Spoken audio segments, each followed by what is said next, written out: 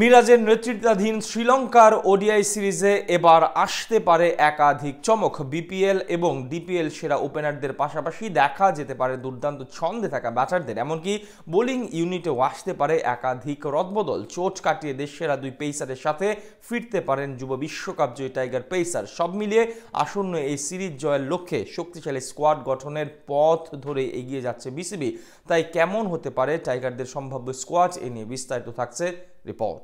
টাইগারদের ওয়ানডে ক্রিকেটকে ঢেলে সাজানোর লক্ষ্যেই নতুন করে এই ফরম্যাটের নেতৃত্ব দেয়া হয়েছে আইসিসির শীর্ষ সারির অলরাউন্ডার মেহেদী মিরাজের উপর। আগামী 2 জুলাই তার নেতৃত্বেই শ্রীলঙ্কার বিপক্ষে 3 ম্যাচের ওয়ানডে সিরিজ শুরু করবে টাইগাররা। এদিকে চলতি মাসের 17 তারিখ পর্দা উঠবে শ্রীলঙ্কার বিপক্ষে টাইগারদের প্রথম টেস্ট ম্যাচের, যে লক্ষ্যে ইতিমধ্যেই নিজেদের স্কোয়াড ঘোষণা করেছে বিসিবি, যেখানে মাহিদুল ইসলাম অঙ্কনের পাশাপাশি দীর্ঘ 2 বছর পর দলে ভেড়ানো হয়েছে আবাদত হোসেনকে। টেস্টের মতো ওয়ানডে ফরম্যাটের স্কোয়াডেও এবার আসতে পারে একাধিক চমক, কেননা ঐতিহাসিকভাবে পারফরম্যান্সের তলানিতে থাকা বাংলাদেশ ক্রিকেটকে উন্নতির শিখরে পৌঁছানোর কোনো বিকল্প নেই নতুন বিসিবি বসের। তাই স্কোয়াড নির্বাচনের ক্ষেত্রেও নতুন পরিকল্পনার পথ ধরেই এগুতে পারে বুলবুল বোর্ডের কর্তারা। সেক্ষেত্রে পারফরম্যান্সহীনতার চূড়ান্তে পৌঁছানো ক্রিকেটারদের বাদ দিয়ে সুযোগ দেয়া হতে পারে দুর্দান্ত ছন্দে থাকা বেশ কিছু ক্রিকেটারকে। তবে শেষমেশ কারা থাকবেন সম্ভাব্য স্কোয়াডে, এ নিয়ে জল্পনার শেষ নেই ভক্তদের। এদিকে টাইগার ক্রিকেটারদের সাম্প্রতিক সময়ের পারফরম্যান্স বলছে এবার সম্ভাব্য স্কোয়াডে ওপেনিং এর জন্য বিবেচনায় থাকতে পারেন বিপিএল সেরা নাইম শেখ। সবশেষ আসরে তিনি ছিলেন আসরটির সর্বোচ্চ রান সংগ্রাহক। এছাড়া ওপেনিং এর জন্য স্কোয়াডে রাখা হতে পারে ডিপিএল সেরা এনামুল হক বিজয়কেও। তাদের সাথে ব্যাকআপ হিসেবে স্কোয়াডে দেখা যেতে পারে তানজিদ তামিম, পারভেজ ইমনের মতো তরুণ ওপেনারদের। এছাড়া ওয়ান ডাউনের জন্য স্কোয়াডে ভেড়ানো হতে পারে লিটন কুমার দাস এবং নাজমুল শান্তকে।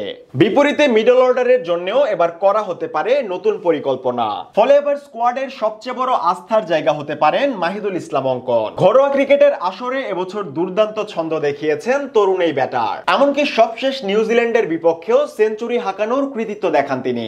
এছাড়া সিরিজের আরেক সেঞ্চুরিয়ান নুরুল হাসান সোহানকেও রাখা হতে পারে শক্তিশালী স্কোয়াড গঠনের লক্ষ্যে।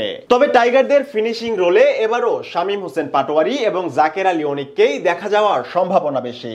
অন্যদিকে এবার বোলিং ইউনিটেও আসতে পারে একাধিক রদবদল, যেখানে চোট কাটিয়ে ফিরতে পারেন দেশসেরা পেসার তাসকিন আহমেদ। সবশেষ বিপিএল এ সর্বোচ্চ উইকেট শিকারের কৃতিত্ব ছিল তার দখলেই। তাছাড়া চোট কাটিয়ে ফিরতে পারেন যুব বিশ্বকাপ জয়ী পেসার শরীফুল ইসলামও।